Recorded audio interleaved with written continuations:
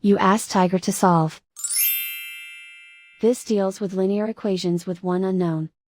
The final result is x equals -43/6. Let's solve it step by step. Simplify the expression.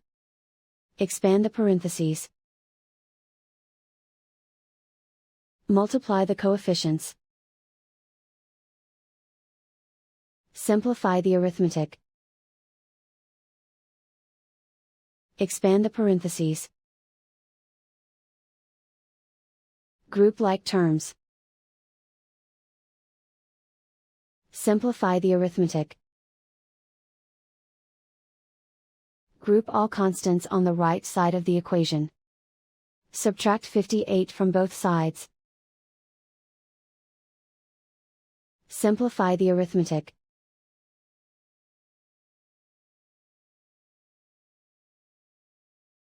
Isolate the x. Divide both sides by 6. Simplify the fraction. And so the final result is x equals -43/6.